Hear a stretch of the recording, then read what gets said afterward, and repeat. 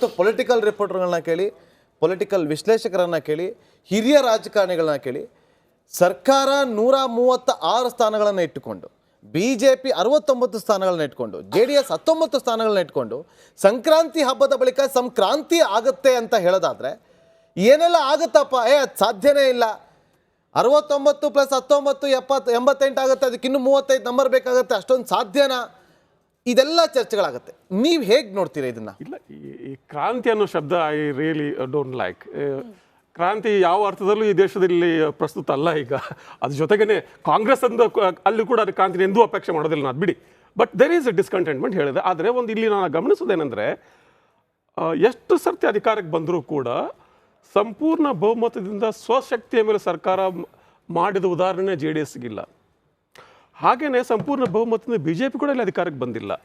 ಈಗ ಒಂದು ಅತ್ಯಂತ ಬಹುಮತದಿಂದ ಬಂದಂಥ ಸರ್ಕಾರದ ಅವರ ಆಂತರಿಕ ರಾಜಕಾರಣಗಳ ಬಗ್ಗೆ ಕಮೆಂಟ್ ಮಾಡೋದು, ಅವರು ಟೀಕೆ ಮಾಡೋದು, ಅದು ಸ್ವಲ್ಪ ಆಭಾಸ ಅನಿಸುತ್ತೆ ಒಂದು. ಆದರೆ ಸಮಸ್ಯೆ ಇಲ್ಲ ಅಂತಲ್ಲ, ಸಮಸ್ಯೆ ಇದೆ.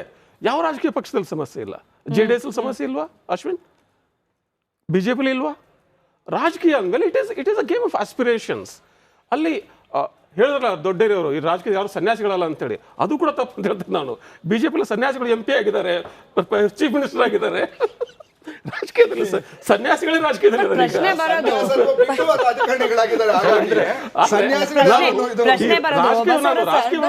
ಪ್ರಶ್ನೆ ಬರೋದು ನೋಡಿ, ವಿರೋಧ ಪಕ್ಷದ ಸ್ಥಾನದಲ್ಲಿ ಕೂತು ಆಗ್ತಿರುವ ಬೆಳವಣಿಗೆಗಳನ್ನ ಕೂಡ ಜನ ಗಮನಿಸ್ತಾರೆ. ಬಟ್ ಅಧಿಕಾರ ಅಂತ ಕೊಟ್ಟಿರೋದ್ರಿಂದ ಅಧಿಕಾರ ಕೊಟ್ಮೇಲೆ ಅಭಿವೃದ್ಧಿ ಮಾಡ್ಲಿ ಅನ್ನೋದೇ ಫಸ್ಟ್ ಲೈನ್ ಅಪೇಕ್ಷೆ ಜನರದು.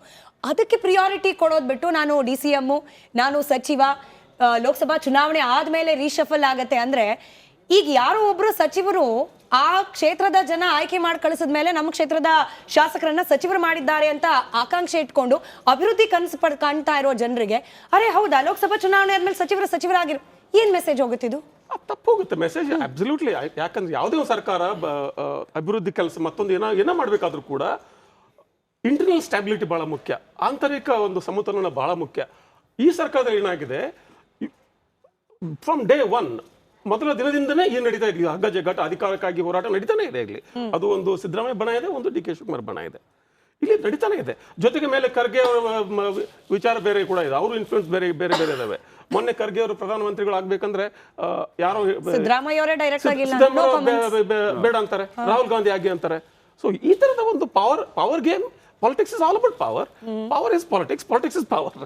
ಸೊ ಹೀಗಿರುವಾಗ ನಾವು ಇದನ್ನು ಸ್ವಲ್ಪ ಒಂದೆರಡು ಹೆಜ್ಜೆ ಹಿಂದಕ್ಕೆ ಹೋಗಿ ಗಮನಿಸ್ಬೇಕಷ್ಟೇ. ಜೊತೆಗೇನೆ ಈ ರಾಜಕೀಯ ಕೆಲವು ಮಾತ್ರ ದೊಡ್ಡ ನನಗೆ ಚಾರಿಟಿ ಏನೋ ಅಂದ್ಬಿಟ್ರಲ್ಲ, ಏನಂದ್ರೆ ಚಾರಿಟಿ ವರ್ಕ್ ಅಲ್ಲ.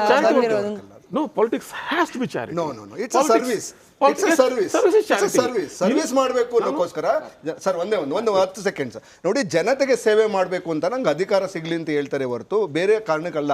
ಸೊ ರಾಜಕಾರಣಿಗಳು ನನಗೆ ಅಧಿಕಾರ ಮಿನಿಸ್ಟ್ರಿ ಸಿಕ್ಕಿದ್ರೆ, ಒಂದು ಜಿಲ್ಲಾ ಉಸ್ತುವಾರಿ ಸಚಿವನಾದಾಗ ಇಡೀ ಜಿಲ್ಲೆಯ ನನ್ನ ಕ್ಷೇತ್ರದ ಜನತೆ ಜೊತೆಗೆ ಇಡೀ ಜಿಲ್ಲೆಯ ಜನತೆಗೆ ಕೆಲಸ ಮಾಡುವಂತ ಒಂದು ಅವಕಾಶ ಸಿಗುತ್ತೆ ಅಂತೇಳಿ ಎಲ್ಲರೂ ಅಧಿಕಾರಕ್ಕೆ ಆಸೆ ಪಡ್ತಾರೆ ಹೊರತು ಬೇರೆ ಕಾರಣಗಳಿಂದ ಅಲ್ಲ. ಸೊ ರಾಜಕೀಯ ಅಂದ್ರೆ ಸೇವಾ ಕ್ಷೇತ್ರನೇ, ಸೇವೆಗೋಸ್ಕರನೇ ಬರೋದು. ನೋಡಿ, ಇವರು ಆಗ್ಲೇ ಒಂದು ಮಾತು ಹೇಳಿದ್ರು, 1994ರಿಂದ ಇಷ್ಟು ತಗೊಂಡ್ಬಂದ್ರು, ಸುಭದ್ರ ಸರ್ಕಾರ ಕೊಟ್ಟಿರೋದು ಕಾಂಗ್ರೆಸ್ಗೆ ಅಂತ ಹೇಳಿ. ಕೊಟ್ಟಾಗೆಲ್ಲವೂ ಕೂಡ ಸರ್ಕಾರ ಪತನ ಆಗಿದೆ.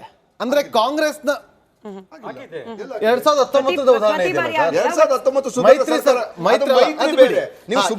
ಸುಭದ್ರ ಸರ್ಕಾರ ನಾವು 2013 ಕೂಡ ಏನು 2013 ಕೂಡ ನಿಮಗೆ ಮೈತ್ರಿ ಮಾಡ್ಕೊಂಡು ಅಲ್ಲಿಗೆ ಬರ್ತೀನಿ.